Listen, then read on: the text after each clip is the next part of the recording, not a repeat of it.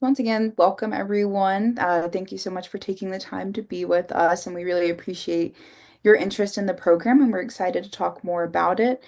We also appreciate the initial questions that you all submitted to us, and we're going to try to answer those as we go through the PowerPoint. But of course, if there's anything we didn't address at the end, feel free to use the chat function, or I believe you can unmute yourself as well. And yeah, we can go ahead and get started. Thank you again. Okay, perfect. Hello, everyone. My name is Cameron. I am a spring 2024 graduate of UNC Chapel Hill. I was a communication studies major and I had a minor in education. And I am from Wake Forest, North Carolina. And I'll pass it back to Katie. Thanks, Cam. Hi, everyone. My name is Katie. I am also from Wake Forest, but Cam and I did not know each other until we got this job, so it's kind of funny.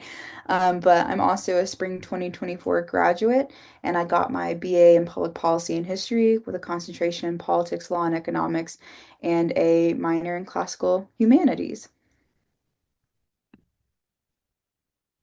Okay, so diving in a little bit more to what is the Chancellor's Fellows Program? Probably the question that you are all here to learn a bit more about. The Chancellor's Fellows Program was established in 2014.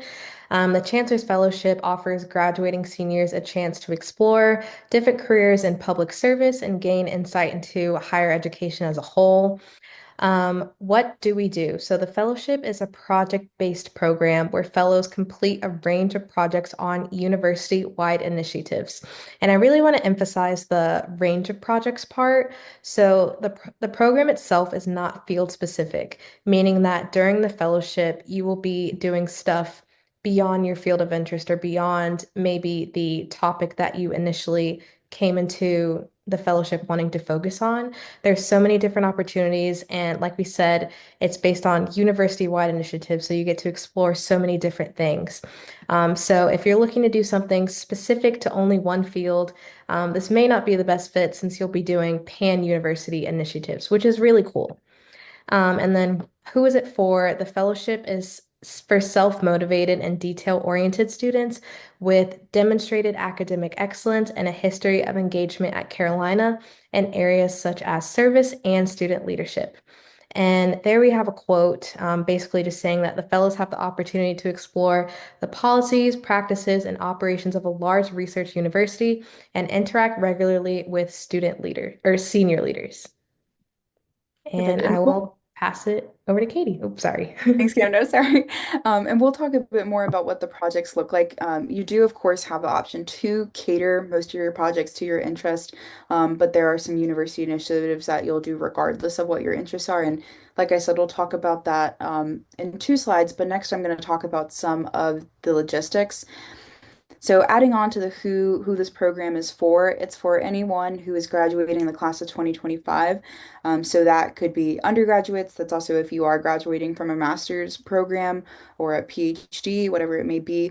I will say it is more of an entry level position, so that is one thing to consider going in. But you are more than welcome to apply, and we do accept anyone who is graduating in 2025 in the spring.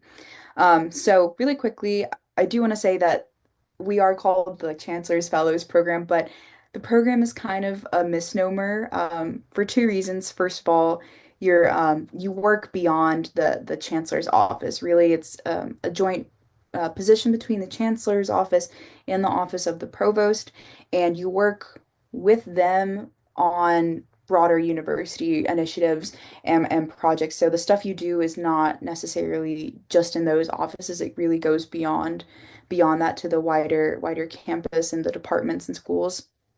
And second, it's kind of a misnomer because if you're a graduate student, you all probably have an idea of what a fellowship is. But unlike a graduate fellowship, it's not a scholarship to pursue additional education. Instead, it is a full-time salaried position. So you are an employee, and that means you get, like I said, a salary and benefits. And so I'll talk just a little bit more about those. So your classification, full-time employee, EHR, non-faculty. I know probably don't understand what all the acronyms mean. I don't fully either, candid disclosure, but EHRA does mean that you get vacation. So you get 25 days of vacation, which is actually pretty pretty good. It's one of the things that I'm most happy for when it comes to benefits. Salary, it's $43,000.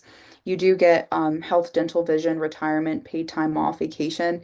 And since you are a state employee, the your copay for health is it's really affordable. It's and it's like really, really good service. So the benefits from the state are really comprehensive and actually really, really good. So that is one of the pros. Duration, so it is a set one term appointment, so there's no contract renewals or anything. It is from June 9th of 2020, 31st of 2026. Um, with that being said, there's no contract renewal in this position, but this is such a great opportunity and a stepping stone into the broader UNC community. And while we can't guarantee that you'll get a job at UNC, you'll make so many connections that this is a really good way to start if you want to continue into the university. So there could be the potential possibility that even though you're not continuing as a fellow, you can continue at UNC in some other capacity if you choose to do so. Furthermore, it is an in-person position, so you will be working in South Building, so you'll have to be on or around campus somewhere where you can commute in, with the option of some hybrid days. Cam and I usually will switch off doing 1 day remote, but there are in-person duties that you will need to be in South Building for. And so unfortunately, it's not a full hybrid position, but you do gain so much from being in person and interacting with everyone. Okay, so now we're going to talk a little bit more about our individual projects that we're working on. And it's really cool to see because you kind of get to see how, while Katie and I are both Chancellor's Fellows, the different range of projects that we do are totally different. And it's really cool just seeing how many areas of campus this position truly touches. So, as I said, I was a communication studies major, education minor. So you can kind of see that most of my projects are communication, student affairs, student success based. One example of a project that I did is I wrote the digital communications for the Heals Care Network. So the healthy heals topics on the website. And then I also wrote some of the blog posts for campus health as well. And then I'm currently working on writing some of the communications that go to the families of students, kind of telling them about the mental health opportunities that students have on campus. So just keeping the families aware. And so that really touches into my interest in communications. And then also project management, sorry. Katie and I are both actually doing some work with the graduate student experience. She'll talk a little bit more about what she does with the graduate student experience, but for me specifically, I am working with their student life and wellness committee. So, pretty much making decisions on how to improve the mental health and the wellness well-being of students, of graduate students on the campus. And it's a really cool opportunity because there's so many people in those meetings from all across the campus, and you're really getting to have so many different conversations and hear so many different perspectives. And I also bring the recent student perspective to the committee, and they really truly value that perspective as well.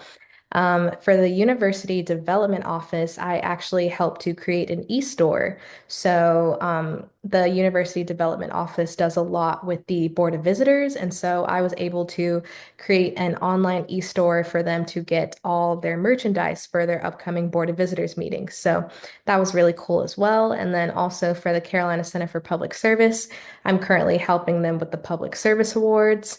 And Katie and I also help them with planning the Tar Heel bus tour as well.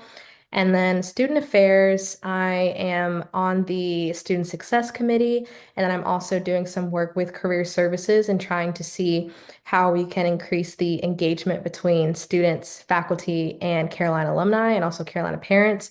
So kind of building on the mentorship practices that are already in place, but then trying to see how we can expand them.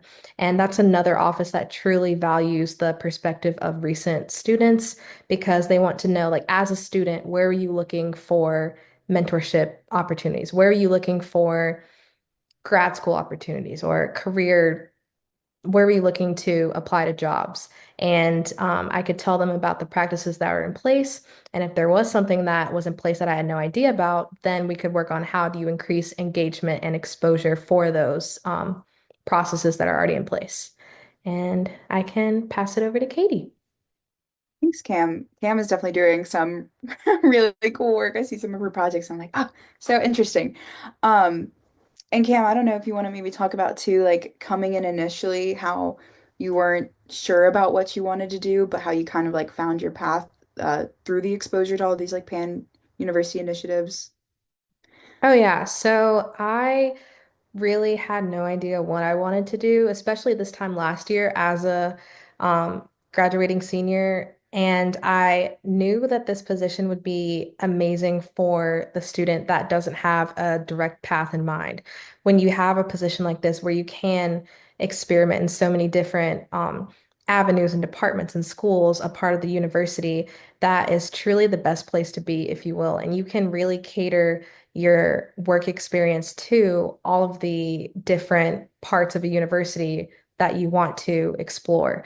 And so it was really cool coming into it, kind of sharing with our supervisor what things I had an idea of that I wanted to go into, but I wasn't sure about. And then also some um, different ideas that I had never had no experience in, but I had always thought about. And so I've really gotten a chance to experience and work with all of those entities that I had thought about prior.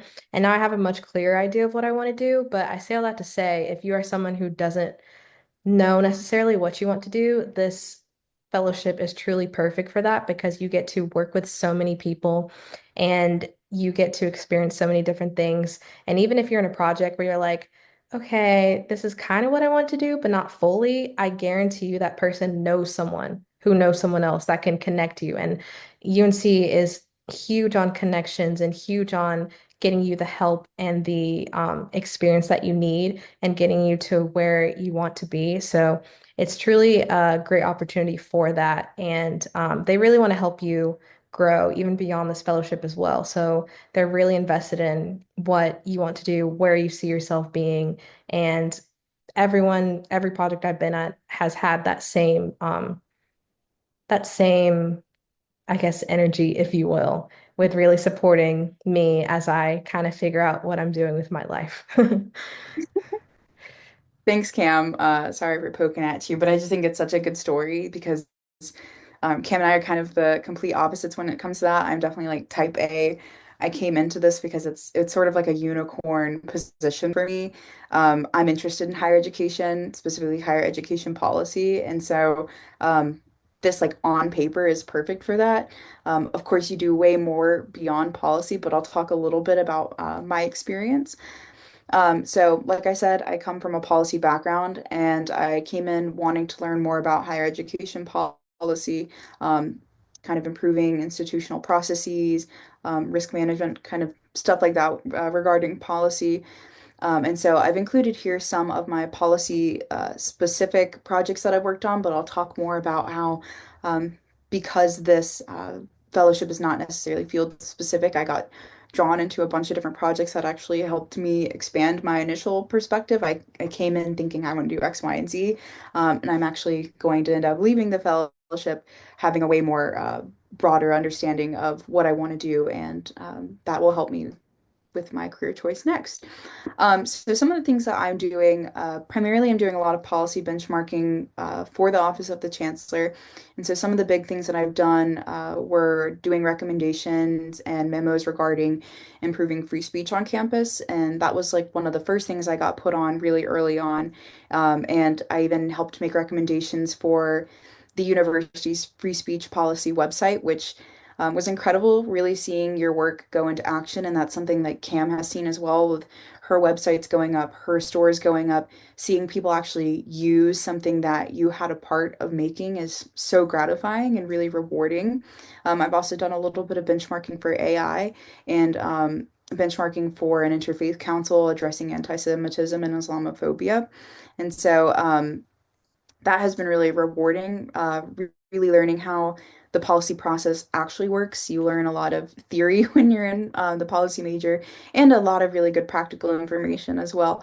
But seeing how the policy process actually works and how something gets implemented, especially within a higher education institution, was really fascinating. So I've loved working on those, getting feedback from some of the highest leaders within the university. And it's been an incredible experience to help me grow and strengthen my policy skills. Furthermore, I've also been able to dabble in research, and so I'm doing some quantitative and qualitative research with the graduate student experience, doing survey development. I was a research head on a recent project that we did, and so I got to lead some qualitative focus groups, which was really exciting. I didn't think I would get that experience anytime soon. I figured that that would be something I maybe learned in grad school in a research class, but getting to do that hands-on experience here, being guided by experts and incredible leaders in the field has been really amazing. I've learned so much from that. I'm also doing policy and process reviews. So I'm working with a couple centers, including the Carolina Latinx Center, improving their institutional processes, making sure that everything is in accordance with federal and state legislation. And I'm also working with the Faculty Athletics Committee, making sure that all of the student athlete policies are in accordance with like NCAA and all the NIL deals and stuff like that. So that's been really rewarding learning about policy in ways that I didn't necessarily think. I didn't think I'd be doing anything with athletics, but it's opened me up to a complete new world. And outside of policy, I have gotten into project management. And so I've been helping the Carolina Center for Public Service, serving as a project manager for a couple different things with them. The first thing I did with them is I planned a public service event, and we ended up packaging and distributing 50,000 meals, some of which went towards Hurricane Helene relief. So that was really, really rewarding and also fun to kind of plan things out logistically. And then the next project that I'm working on with them is the Harvey Awards, which is the university's largest faculty grant program or faculty award program. And so that's been really cool to lead. And working with them has really showed me that I care a lot more about the public service aspect of policy rather than the research and data side, which is what I was so convinced I was going to work on um, after this fellowship and gain all the skills that I need to go be a researcher. But serving that project management role showed me that I really do like planning and I like doing programs. I like the management aspect and like logistic aspects of stuff. So that's been really beneficial and that's actually completely like changed my trajectory. So my goals now are to continue working with different centers and also doing more with our office on not necessarily policy related things, but definitely valuable skills. And so it's been good to kind of broaden my horizons and realize that it's okay to have your mind changed and it's good to get this experience early on because if I would have gone into a research position right out of graduate or right out of graduating, I think I'd be miserable. So it's been very valuable that way. All right. So now we're going to move on to just some of like our favorite parts and biggest benefits that we think you will gain from becoming a Chancellor's Fellow. And so first I'm going to talk about the your ability to customize this fellowship to your interests. So you can really make the fellowship what you want. You can try new things, experiment with what you want to do, and you really don't get to do that in a lot of first jobs. You're hired as a specific position and you do what your position description is told. But with this, we get to kind of make it up as we go and we get to mold it to what we want to do, what we want to learn, and what we enjoy. So that's like a really big perk. Second of all, the program is extremely unique. There's really like no other positions like this in the US, let alone North Carolina. I mean, I think I could count on two hands, I think, how many schools offer something like this. So it's a really unique position. And every time Cam and I tell someone that we're a Chancellor's Fellow, it's like, oh my gosh, what is that? That sounds so cool. And so it is really neat telling people what it is and kind of being in this position where you feel special. Um, Second, I'm going to talk about like the applicability. You get to wear so many different hats as a Chancellor's Fellow. Like one minute you're a project manager, the next you're a researcher, the other minute you're developing a website from scratch. scratch. And so it makes the position really applicable in any field or position afterwards. So, like your resume, you're really able to cater it to the next position that you're applying for. And so that's really beneficial that you're not necessarily a one-trick pony coming out of this term.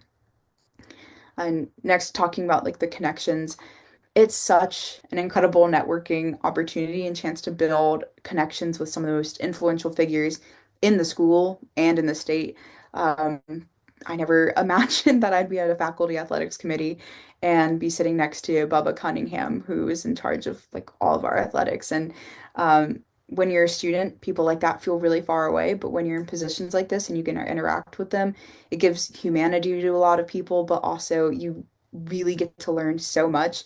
And it's just, I don't think there's any other position where you're just surrounded by so many incredibly intelligent people and influential people as well. So that's really, really cool.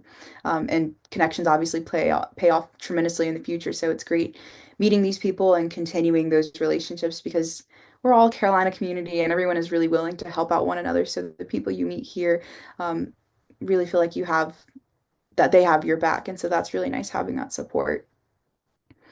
Um, and then next, I want to talk about kind of how the program is a really good stepping stone.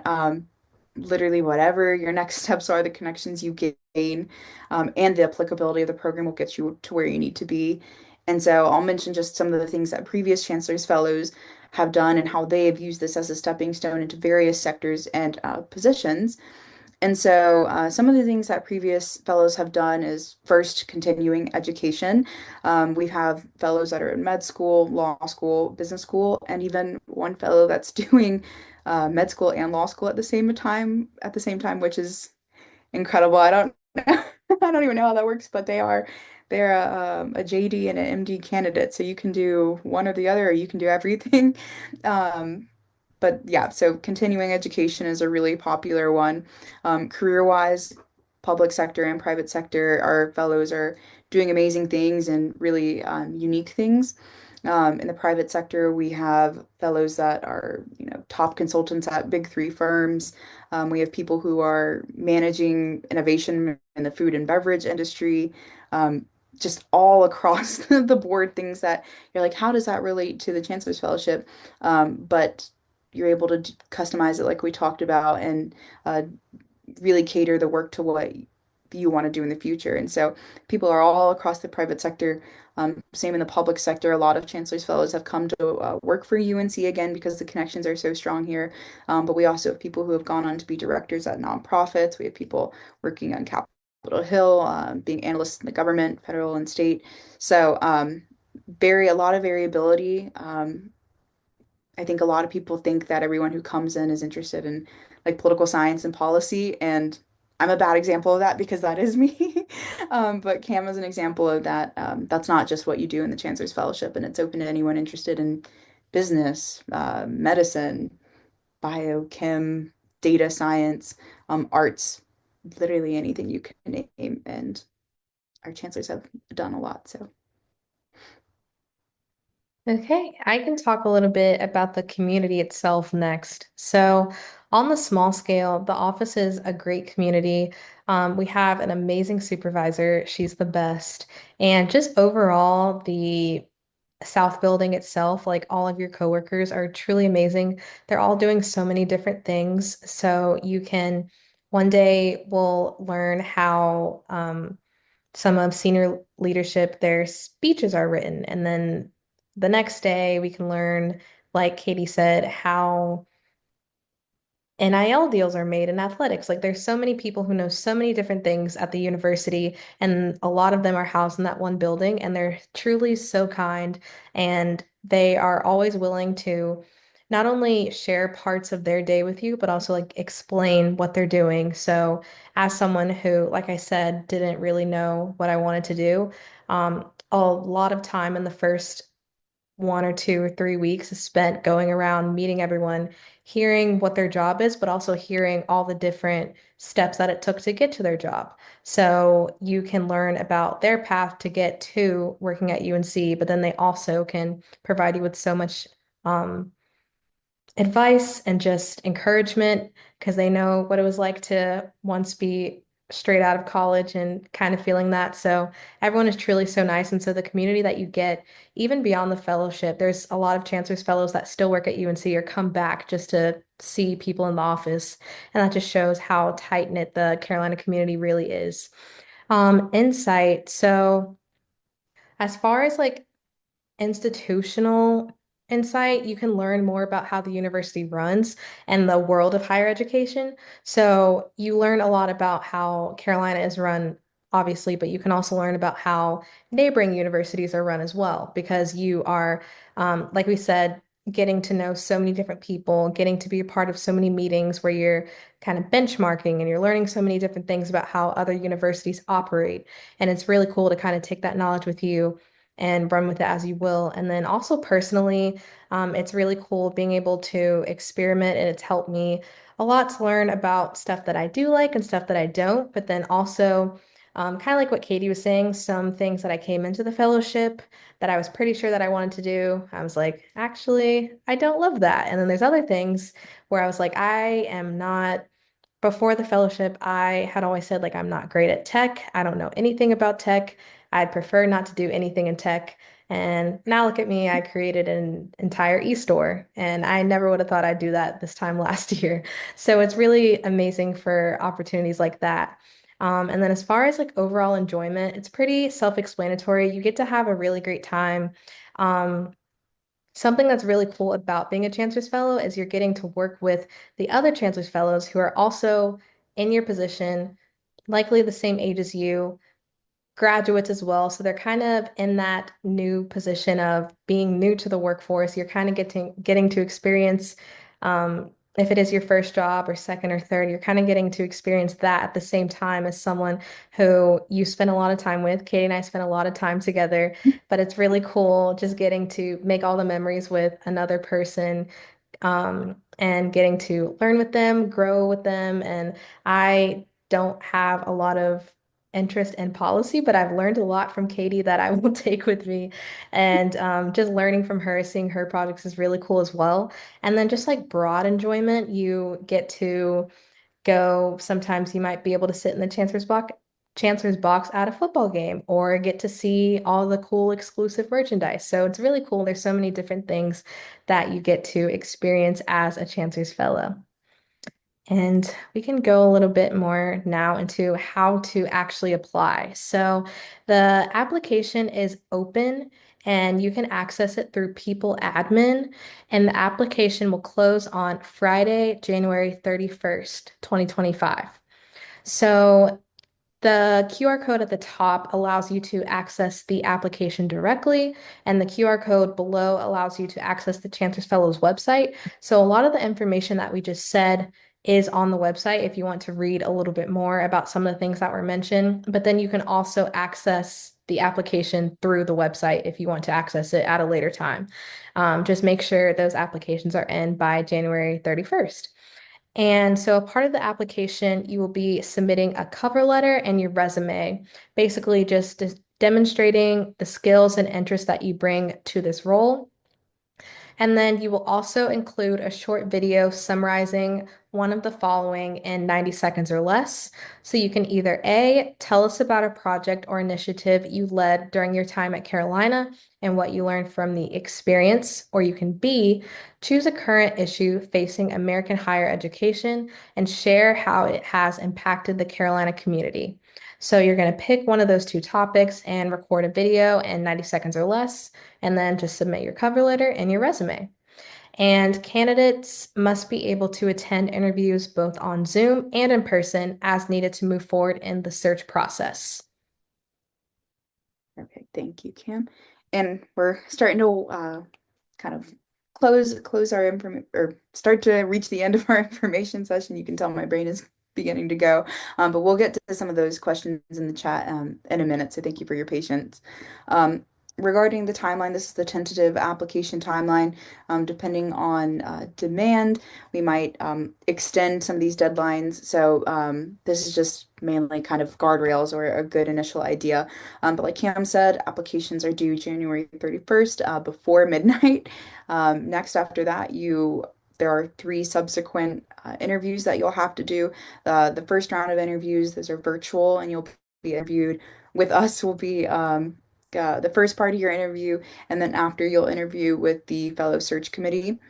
Following that, if you progress, you'll be invited to the second round of interviews, and that's a longer interview in person with the search committee. And then the final interview is an interview with Chancellor Roberts and Provost Clemens. So I know it's kind of intimidating, all of the rounds, but it's a really good experience. I never realized that like real world jobs sometimes go through this many rounds of interviews. So like going through that now and thinking about employment for the future, I feel way more prepared now that I've been through this. So it's not too scary. If you have any questions about the interviews, we went through it and we are more than willing to help you all with that. All right. We can now answer any questions that anyone may have. And I can also put the official Chancellor's Fellows email in the chat just in case anyone has any questions that they may think of later. You should have gotten an email with the Zoom link, but just in case for anyone who may be watching this via recording, I'm just put it in the chat just in case. It is Chancellor's Fellowship at unc.edu.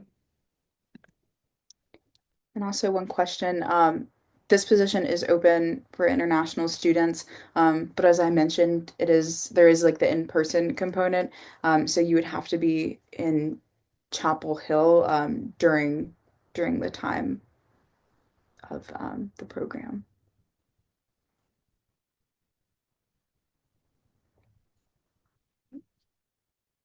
Any other questions? We'll give it just a couple more seconds.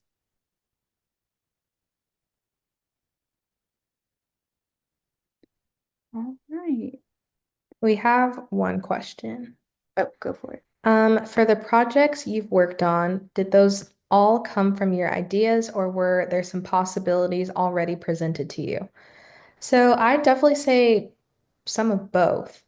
Hmm. So when you go into the fellowship, there's some projects that are historically fellows have always worked on. So there's some that are pretty like set in stone each year. But then there's others that you kind of meet with your supervisor at the beginning of the fellowship and you provide her with your resume, kind of let her know like more of what you're interested in. You can even say, like, as a student, I always wanted to learn a little bit more about the School of Social Work, but I never had a chance to do anything with them. And then from there, there's always an opportunity for your supervisor to reach out and see if there's any projects that you could help with over there at the School of Social Work or whatever school you may be interested in. So, kind of both. A lot of them, and I can let Katie kind of speak for herself too, but for mine specifically, there were a couple that were presented to me, and then there were a few that I thought of. And then there's also a lot of times your supervisor will be like, hey, I know you're really interested in um, economics. Did you know that there's this, this, and this? And she'll present you with all these other opportunities at the university that you had no idea about just based on her knowing your interests. Hmm. Yeah, no, Cam pretty much summed it up very nice. Okay. I will say, just like in case you're wondering, like what are some of those like historical, like long-term standing projects that the fellows do? The first one is the Tar Heel bus tour. I had no idea what this was going into it, but you do a lot of work on the Tar Heel bus tour in the fall semester, summer and fall semester. Basically, what it is, it's faculty from UNC hop on a charter bus and they drive around the state of North Carolina on the east and west, and they learn about the initiatives that UNC is doing across the state. So it's really cool. We learned so much about like just how far-reaching UNC is and how big communities, small communities all really benefit from all the different types of things we're doing. I mean, we're talking from like purifying water and getting chemicals out of water to doing like other Touring the environmental stuff. ECC. Yeah, yeah, exactly. Or doing like youth intervention for like substance abuse. Like it's just so I can't even name all the different things that we do because there's so much. So the bus tour is a really big one. That's a big project. Also, we work a lot with the events team. So like anytime the chancellor has an event, commencement, convocation, everything in between, and there are a lot of events, we help support the events team on those. And I feel like there's so many other standing projects that I'm just not thinking of. But the biggest thing is like your supervisor is an advocate for you. And so having those initial conversations are really good, saying like, this is what I'm interested in, this is what I want to do. Can you help me find opportunities? And she'll help locate those for you. Or I had a conversation with our supervisor, Amy, before the break, and I said, I think I want to branch out. I've enjoyed what I've done, but I want something that I want to explore something new. So she was like, okay, go home over break, look around, see if you find anything you want, let me know, and I'll start reaching out to people for you. And so I realized I wanted to do work with the Carolina Women's Center. And so she connected me with the director of that. We had a meeting, and now we're planning on um, doing work with them. So it is really cool, like being able to uh, really like work with someone to cater to your interests. That was a great Right. question, by the way. That was a good question. Thank you. Are there any other final questions?